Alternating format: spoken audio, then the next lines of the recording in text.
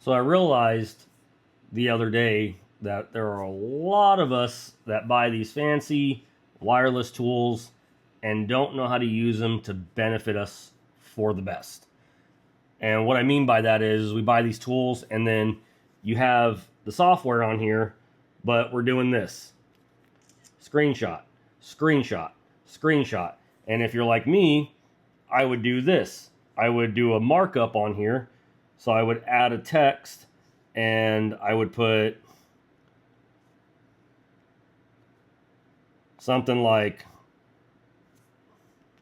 I don't know, I would put a text in there and just record it as, oh, this is a screenshot for this furnace, or this is my static pressure. Super annoying. Rather than doing that, I realized I was doing something completely wrong. You can create a report. And I'm going to show you how to create a report so that way you can just simply have one full report, not do a bunch of screenshots, and it's all there for your customer with a logo and everything. And this is for the free version. If you do the pro version for Joblink, it goes even further, has checklists and everything, and breaks it all down into a PDF format, and you can send that over to your customer. So let's go over my mobile furnace trainer unit and show you how to do this. I am first going to start with a gas leak test.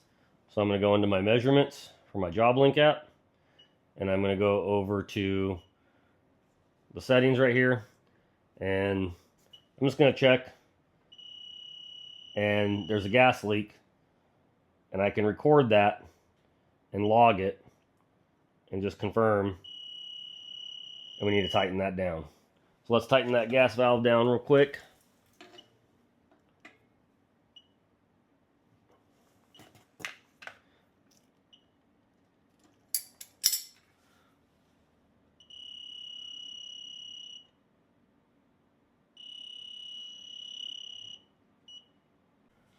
That just goes to show you how sensitive this new Fieldpiece wireless leak detector is. I mean, very, very small micro bubbles. I had to bubble it to confirm where the actual leak was. But we'll go back and recheck again.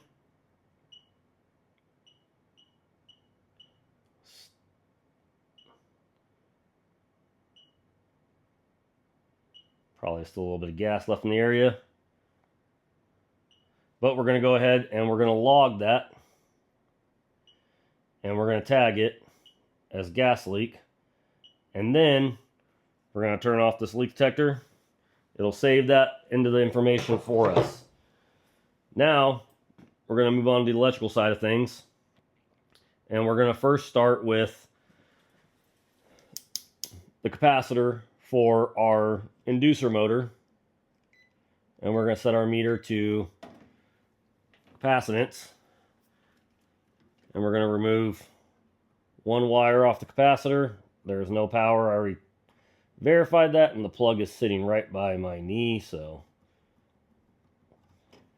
I need to get this wire off. Now, you can do capacitance under load on the Joblink app now. I just haven't found a way to break it up to where it's logging just that one capacitor, and then you can store another one in there. Geez, this capacitor doesn't want to come off. There we go. All right. So we're going to check capacitance on this capacitor. And then we're going to log that. And then we're going to tag it as inducer cap. And then put our boot back on to the capacitor.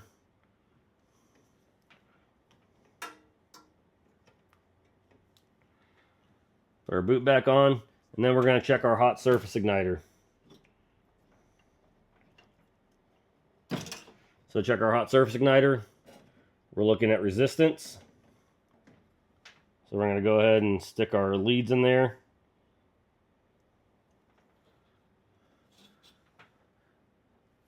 And then we're going to log it. And then we're going to tag it as our hot surface igniter.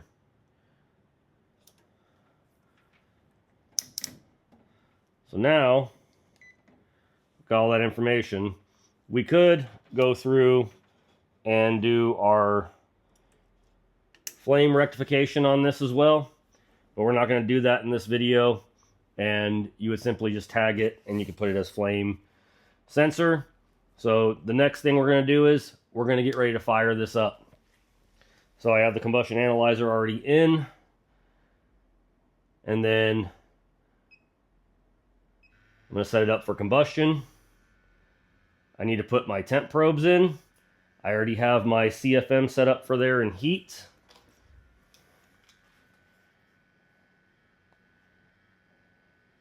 Throw my temp probe in for my supply. I have this set at 1400 CFM. I'm just going to pull this little cover off the side right here. Now we'll just put this in right here. This will be our return temp right here. And then we can actually stick our manometers in there as well and get our supply and return pressures. So we got our manometers in there for our static pressure.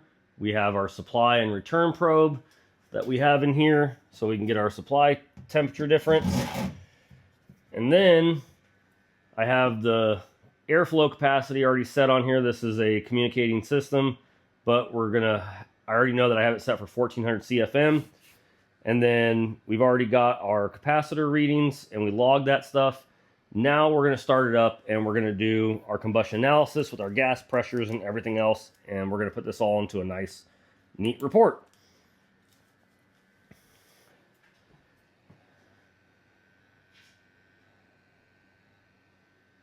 So we're going to go into our combustion analyzer. Furnace got power now. We're going to turn it on.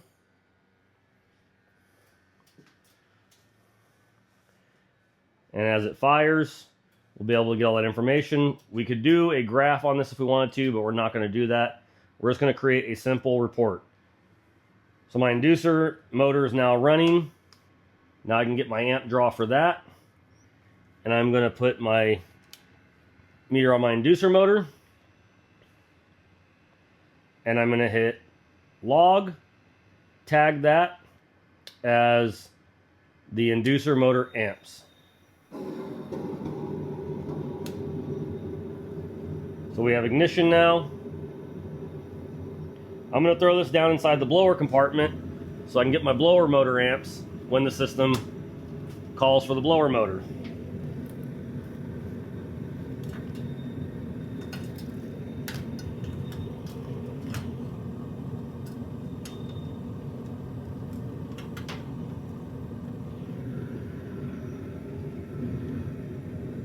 This is all about saving us time. Lock the doors back up.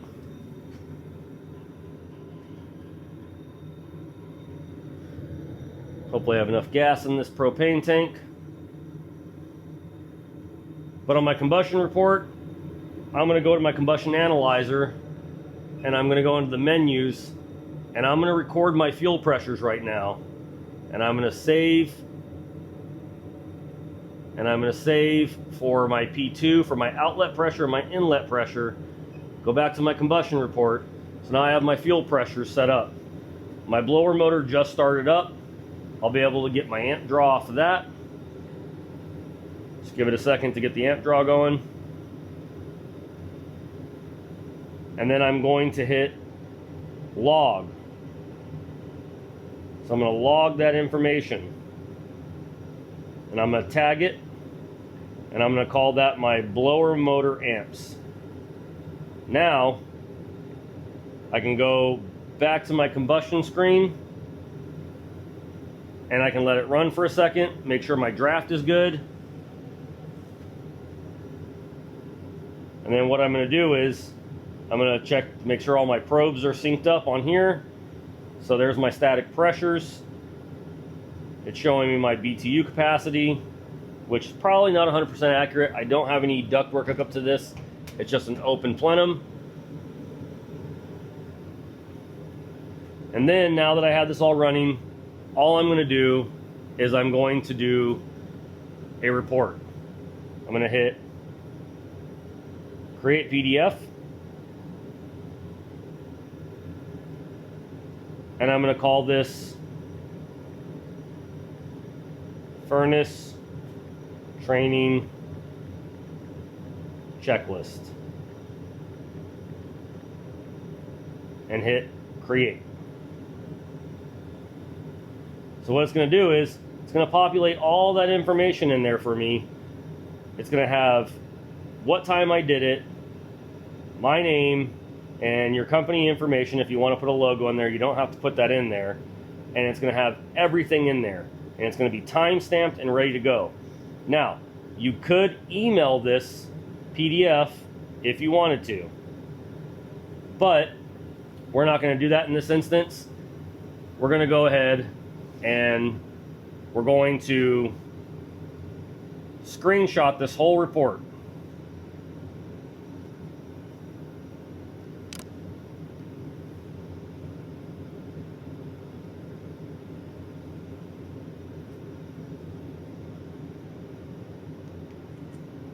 So we screenshot that report, and now we're gonna just save it, and then we can send that to our customer. So you could do it as 1 page and 2 pages, or you could simply email it over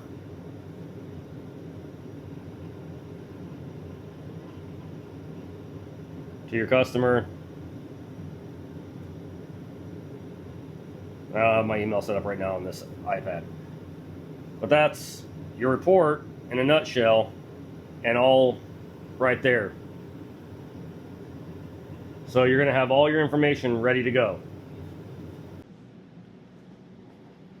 So like I said, this is set up so that way it puts it all into one nice neat format. This is the free version. If you have the pro version, it breaks it even further down and builds everything together, has checklists and everything. But for the free version, this saves you so much time from having to fill out all these checklist forms. All the information's right here, and it saves you from having to do screenshot. Most people don't realize how to set this up, but that's the easiest way I've seen how to do it. Hope this helps. Happy HVACing.